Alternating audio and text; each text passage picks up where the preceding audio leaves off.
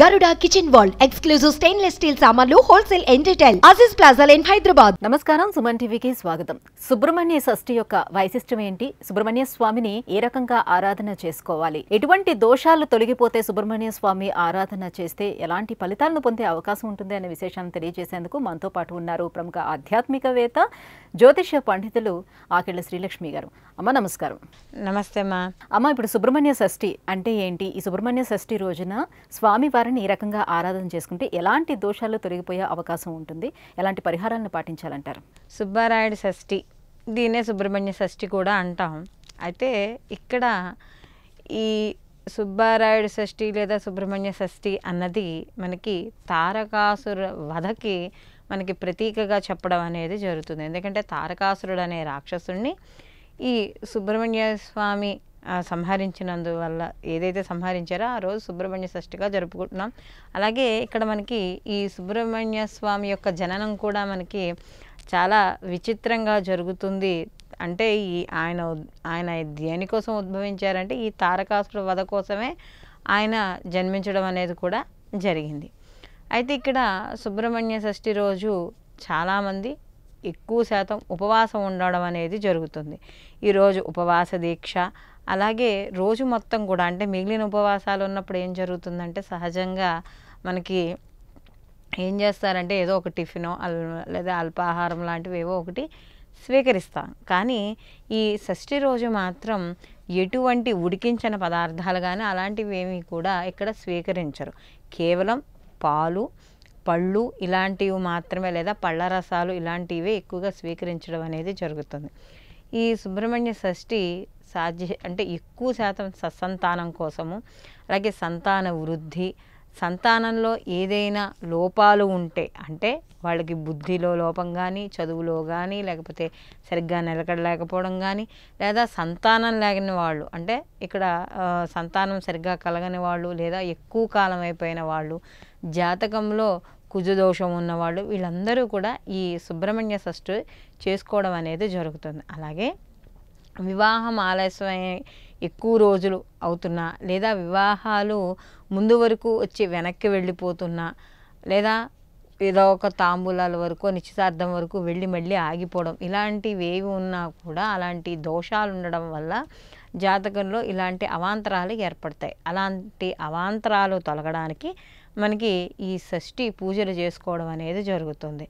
అలాగే ఈ షష్ఠి రోజు ఎవరైతే ఉన్నారో స్వామివారిని ఇంట్లోనైనా సరే లేకపోతే గుళ్ళోనైనా గంధ పుష్పాదులతో ఎవరైతే అర్చన చేసి ఈయనకి సంబంధించిన అష్టోత్తర నామాన్ని చదువుకోవడం, అలాగే ఈయన యొక్క జననం, అలాగే తారకాసుర వధకు సంబంధించిన పురాణాంతర్గతంగా ఉన్నవన్నీ కూడా ఇవి చదువుకోవడం వల్ల విశేష ఫలితం అనేది కలుగుతుంది.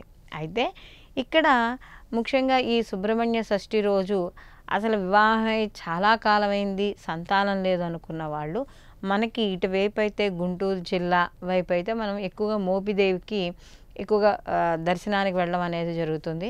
అలాగే తూర్పుగోదావరి జిల్లా కేసు అయితే బిక్కవోల్ అనే గ్రామం ఉంది. ఆ గ్రామంలో సుబ్బారాయుడు షష్ఠి విశేషంగా చేయడం అనేది జరుగుతుంది. అంటే నాకు తెలిసిన దాని ప్రకారం అక్కడ రాత్రికి రాత్రి పుట్ట ఏర్పడుతుందట గర్భగుడిలో. ఏర్పడి ఎక్కడి నుంచో మనకి ఎలా వస్తుందో తెలియదు, ఒక సర్పం వస్తుంది అని చెప్తారు.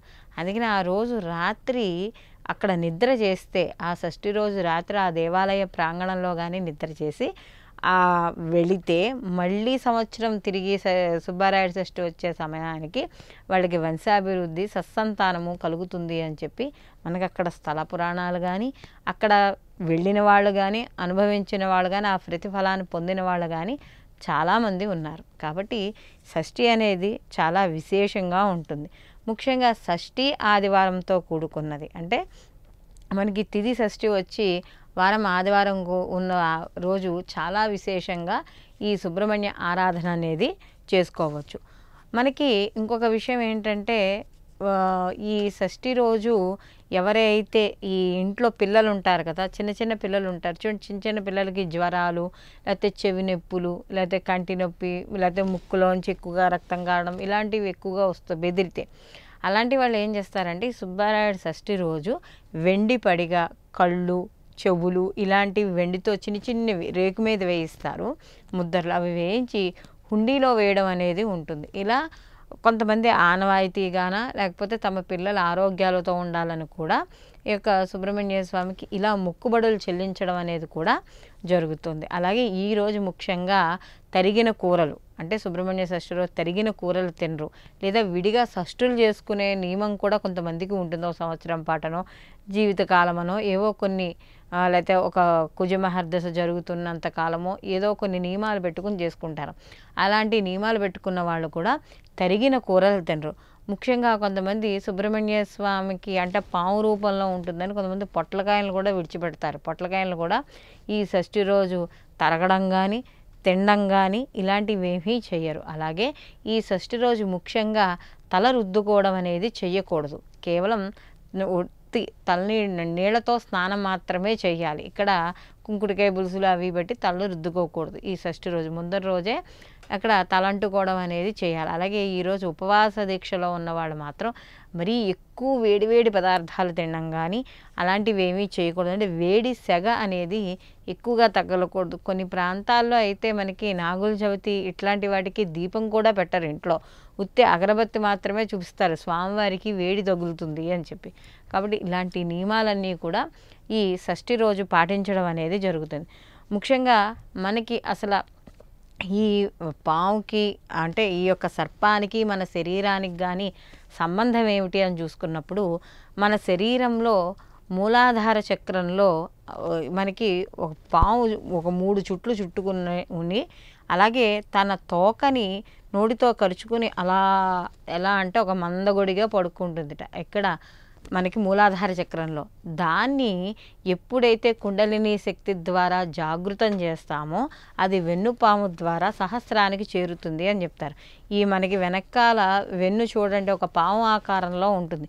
షట్చక్ర భేదన అని చెప్తారు. ఈ కుండలిని శక్తి ద్వారా షట్చక్ర భేదన చేసి ఎప్పుడైతే సహస్రారంలో ఉన్నంటే సుప్రీం, సహస్రారం అనేటప్పటికి సుప్రీం, ఇక్కడ మన అందరికీ సుప్రీం ఏంటంటే ఆది దంపతులు. మనకు చెప్పేది అదే కదా, పార్వతీ పరమేశ్వరులు అంటే వాళ్ళు ఎప్పటి నుంచో ఉన్నవాళ్ళు. అంటే వాళ్ళకి సృష్టి మనకి లైవ్ అయినప్పుడు ఉన్నారు, ఇప్పుడు సృష్టి జరిగినప్పుడు ఉన్నారు. అంటే వాళ్ళు ఎప్పుడూ కూడా ఆది దంపతులుగానే ఉన్నారు. అలాంటి ఒక సుప్రీంని మనం చేరాలనుకున్నప్పుడు మనలో ఏదైతే ఈ యొక్క మూలాధార చక్రంలో ఉందో ఈ చుట్టుకుని 3 చుట్లు చుట్టుకొని దాన్ని జాగృతం చేయాలి. ఆ జాగృతం చేసే పద్ధతినే మనం ఉపాసనా మార్గం అని, లేకపోతే యోగశక్తి ద్వారా మన యోగాలు మన ఈ కుండలిని శక్తికి లేదా క్రియాయోగం అని ఇలా రకరకాల యోగా దాడితో మనం చేయడం అనేది జరుగుతుంది. దేనికైనా మూలం ఏమిటి అంటే ఆ యొక్క కుండలిని శక్తి ద్వారా వీటిని జాగృతం చేయడం, సహస్రారం చరణం అంటే ఆ స్వామిలో ఆ పార్వతీ పరమేశ్వరులో ఐక్యం అవ్వడం, దీని అంతరార్థం అది. కాబట్టి ఈ షష్ఠి రోజు అందరూ కూడా ఇందాక మనం చెప్పుకున్న నియమాలను పాటించుకుంటూ ఆ యొక్క సుబ్రహ్మణ్య స్వామి యొక్క అనుగ్రహం పొందడం వల్ల జాతకంలో కుజదోషాలు కానీ, నాగదోషాలు కానీ, సంతానం వల్ల దోషాలు కానీ, ఆర్థిక పరంగా ఇబ్బందులు పడుతున్నా కానీ, ఆరోగ్యపరంగా ఇబ్బంది పడుతున్నా కూడా ఇవన్నీ కూడా తొలగడం అనేది జరుగుతుంది. సుబ్రహ్మణ్య షష్ఠి యొక్క వైశిష్ట్యం ఏంటో తెలియజేశారు. స్వామివారిని ఎలా ఆరాధన చేస్తే మనకున్నటువంటి దోషాలన్నీ తొలగిపోతాయనే విషయాన్ని తెలియజేసినందుకు ధన్యవాదాలు. సర్వేజన సుఖినో భవంతు, లోకా సంస్థ సుఖినో భవంతు.